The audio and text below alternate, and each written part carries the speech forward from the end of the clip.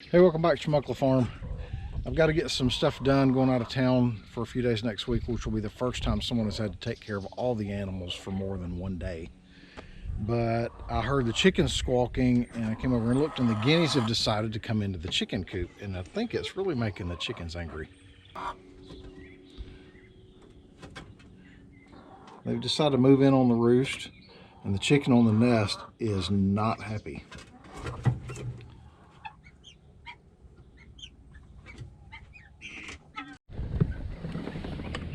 If the deer don't stop eating the top out of my plum tree, I'm going to declare war.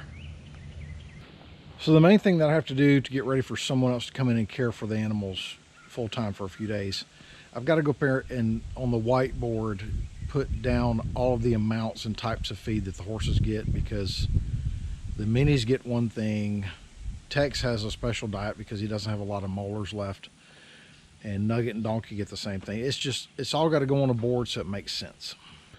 So one of the other things that I do in the fall is I have one guy that cuts square bales, and I picked up 200 probably 40-pound square bales, Pensacola Bahia. And I understand some people pronounce it Bahia or Bahia. I'm in the South, we pronounce whatever we want the way that we want. So I've got those square bales. That'll last us about 6 months. I could have bought more, but when this type of grass, when it dries out a little bit more, some of the pickier horses won't eat it. The goats will still eat it. Cattle love it. Nugget will eat anything that falls on the ground. It doesn't matter what it is. The other thing I've got to do is get with my guy that does the round rolls. I pick up round rolls of centipede out of the field, and he should be cutting very soon, and I'll get 6 of those. That's what goes in the hay feeders. The goats saw me pull up and they're all running. They think I'm actually going to put some corn out or something, but they're wrong. The other thing I need to do is, since we're having temperatures in the high 50s at night, it's getting to the point that the daytime temps are still a little bit too high, but my winter grass seed will start to germinate. So I'm going to do this pasture, that paddock. I'm going to actually close it off whenever I overseed it, and this one. Also on this one, before I do anything, I've got to go in. I've got some brush, and I got a few dead pines that came down over in the woods. Clean that up with a tractor, and then cut all the tall stuff down, get everything cut short. That tends to control the grass and the weeds that you don't want. There's certain grasses in here that they just don't eat. The goats will eat them. They eat the tops out of them. Some of the horses like Nugget will eat them, but like the minis won't eat some of the taller grasses. There's nothing in there for you. He's got to make sure that there's no food. But I'll get that cut. That'll take me maybe a day to clean that up and get the dead pines over into the burn pit. Get that overseeded, and I'll probably close off. I'll overseed it in stages. I'll do the back paddock where I can fence it off. Do this one where I can fence it off. And then once that's pretty well established, I'll come back in and save those for the animals, and I'll overseed the 2 bigger ones.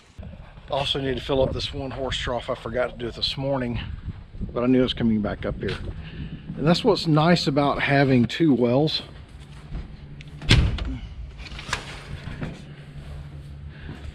I've got a completely separate deep well for the barn. If I wanted to, I could put, a shower in here. I've got hot water. I could add a bathroom to this barn very easily because the plumbing runs the length of the barn.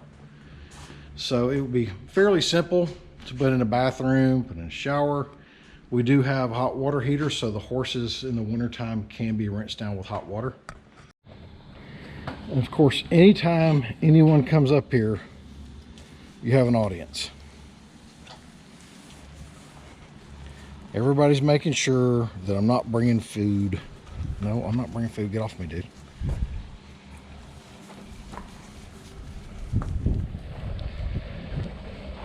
Skippy's decided he's tired of being on this side. He's the only mini that won't fit through this walk-through.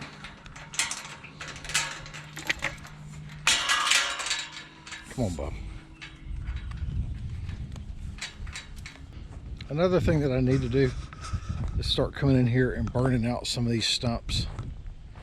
The pine stumps will be pretty easy. These sweet gums, not so much. They don't burn very well at all.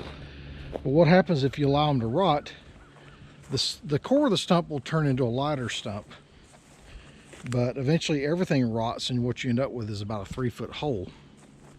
So periodically I will find holes where the grass had grown over the top of it, and as it wears down from rain, animals walking on it, eating it, whatever, eventually the hole will open up. I just found probably about a 6 or 8 inch deep hole and filled it with dirt. But that's what I found over in the other pasture, was where an old tree stump had rotted.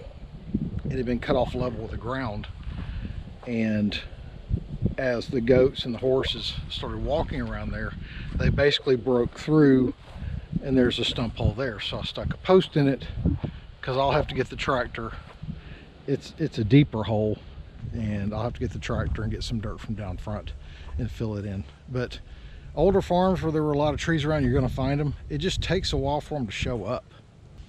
I also want to talk about our family in North Carolina. My wife has family there. They did not lose their house. They had significant flooding in their area, but they were not up in the mountains where the entire towns were getting washed out. They have been posting on Facebook, and what they did was went out and rented a skid steer for, like, I think it's $1,500 a week. And they've started cleaning up their neighborhood, getting people, getting driveways cleared out, clearing the roads around there so that people can get in and out and try to get the community back on its feet. I'm going to put some pictures in that they've been putting on their Facebook page. There's also a GoFundMe for that area that they have set up. And it's basically, it's him and his friends and his neighbors, and they're just going out and cleaning up their community, because I've heard a lot of people talk about FEMA. Do not ever rely on them.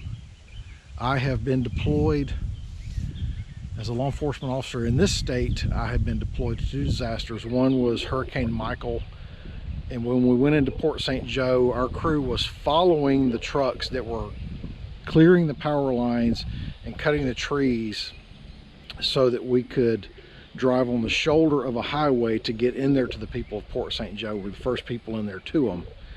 So, Duke Energy was there.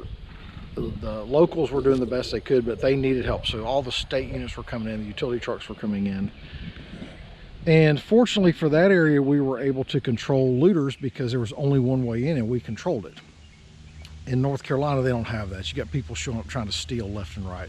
You got people setting up fake donation points. And I've seen on the news where they were complaining about sheriffs going around and fire chiefs going around. When they set up a command post to support the area and get the community back on its feet, they are keenly aware of the fact that people will come in there. The scammers will show up almost before the emergency workers do. And they will take cash donations and they will leave. They will give fake quotes and take deposits for roofs that they never come back and put on.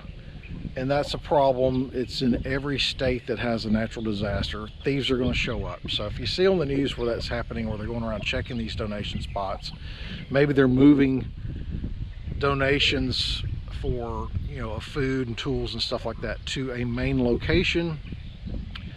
In my opinion, having been there, it's not because they're trying to take credit for the donations or anything else. They're simply trying to make sure that there's no stealing going on, no scams going on, and that everybody who needs stuff is getting it. Because if there's no organization to it whatsoever, then some communities won't get anything and some will get stuff that they don't need. The groups like Samaritan's Purse and other mostly church-based nonprofits, and a lot of the local churches around there have been doing a lot of work, and the people that I know there say that FEMA is basically non-existent. And let's face it, their main job is to try to come in after the fact and try to get government assistance for housing and other, like, city services. They're not there to get you off your roof. They're not going to be in there cutting down trees. They may do a photo op cutting a tree, and then they're going to leave. and then the fire department and the neighbors are all going to go cut the tree up. So I've been in command post situations, both in North Alabama, when we had tornadoes ravaging the town. I've done that twice. I've had deployments here in Florida for flooding in Columbia County, for hurricanes in Mexico Beach, Port St. Joe area. And I have yet to run into a FEMA worker. Of course, every time I've gone, I've been in the first wave. So in the first week, if you see FEMA in the first week, they're just driving by. They're not doing much else, because until they can get in there and have internet service and power where they can do the stuff that they do, they're just in the way. But I'm going to post some pictures in this video that came from Martin's Facebook page, and like I said, there'll be a link in this description for the GoFundMe for that area. There are going to be some others. I would strongly encourage you, if you do want to donate to somebody, make sure you know where it's going. Make sure that you've checked out who it is. It needs to be a recommended source. I can vouch for him because I know him, known him for a very long time.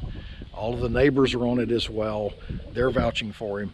So make sure that if you're gonna go and give money to one of these, either give it to an organization, maybe it's a large church that's in that area that's well established, Samaritan's Purse, or another national nonprofit that's actually doing work in there.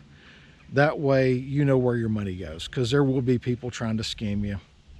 That's just how it is.